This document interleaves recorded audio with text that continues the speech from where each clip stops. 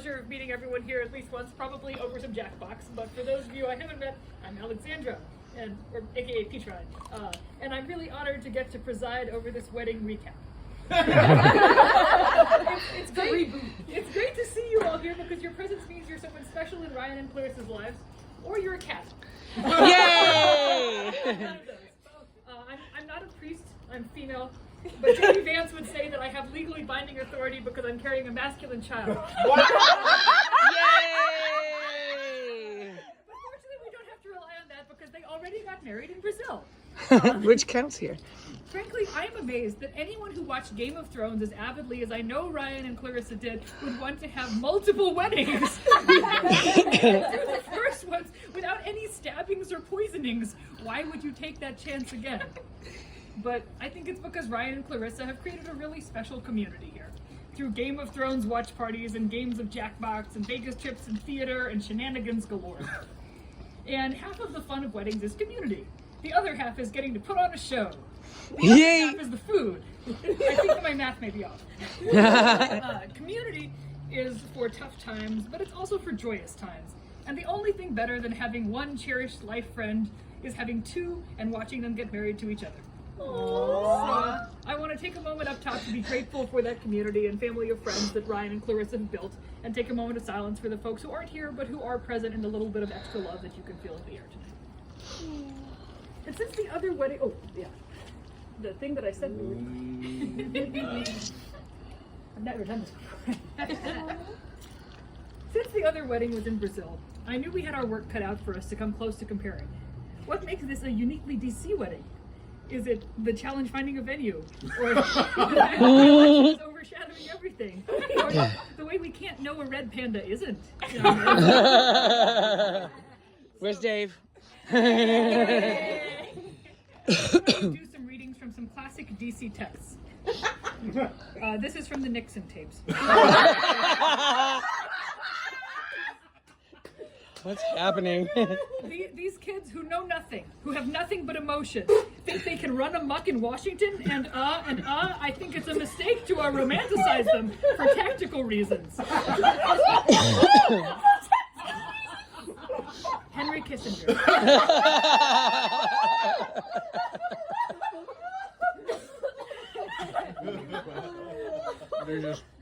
I've never had a hot dog for dinner in my life. John Boehner. I'll be back. I'm 35. They're all in their 50s. I'll outlive them. George Santos.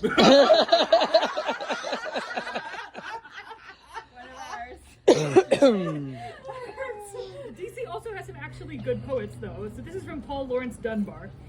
Because you love me, I have much achieved. Had you despised me, then I must have failed. But since I knew you trusted and believed, I could not disappoint you, and so prevailed. And this is from Walt Whitman. Whoever you are, now I place my hand upon you, that you may be my poem. I whisper with my lips close to your ear. I have loved many women and men, but I love none better than you. And that's Walt Whitman. Touch grass. Leave.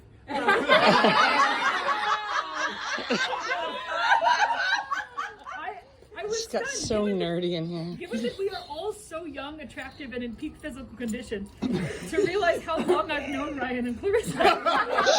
Some I went longer. spelunking through my email and realized that Ryan and I have been friends since 2012, which is like 4 election cycles. We did a meeting of I play young Republicans in a bar. Woo! Yeah. Yeah. That's right. Like going out in Adams Morgan, Ryan was fun 10 years ago. It's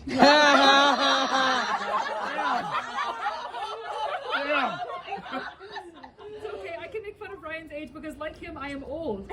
You can tell we're old because years ago we also worked on another show with Young in the title, Young Romantics. I was in there! Yeah! If we did it now, it would just be romantic.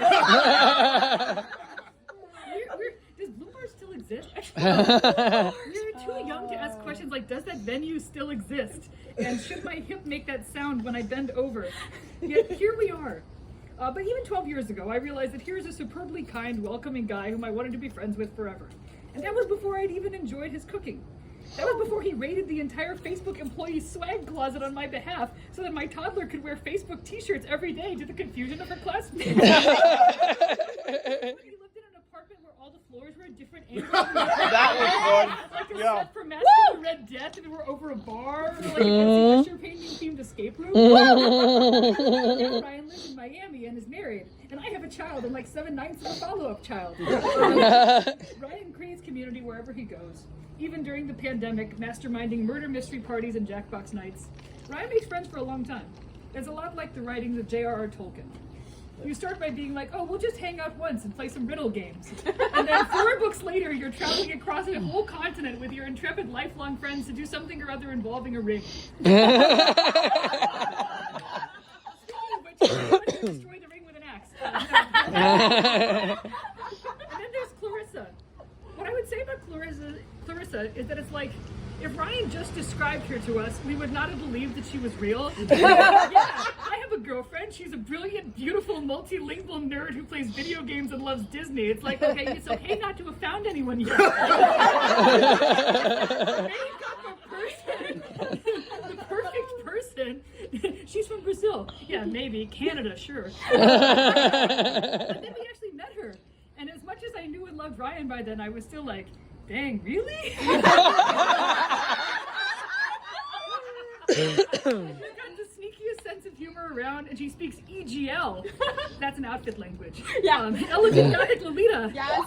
And it's great to know she's met the one person she loves almost as much as the Haunted Mansion. And not going out. Yes. And in honor of Clarissa and her fellow glamorous introvert rock stars, I think there should be a term for when you have the best outfit in the world but would really also rather not go out. It's called an infin. It's okay to boo, it's Halloween.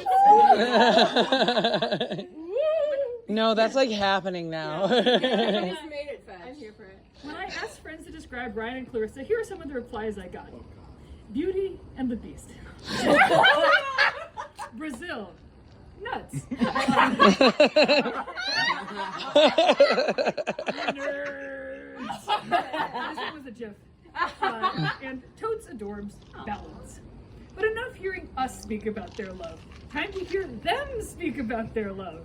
So, without further ado, but hopefully with some further I do. Dearly beloved and honored guests, we are gathered here today to celebrate Ryan and Clarissa's. Nope. Hurry. Get out here. This was definitely part of it. All right. But do us a favor, start from Dearly Beloved again. Dearly beloved and honored guests, we're gathered together today to celebrate Ryan and Clarissa's joining in the union of marriage. This contract is not to be entered into lightly, but thoughtfully and seriously, and with a deep realization of its obligations and responsibilities. And the bride and groom have each prepared vows that they will read now.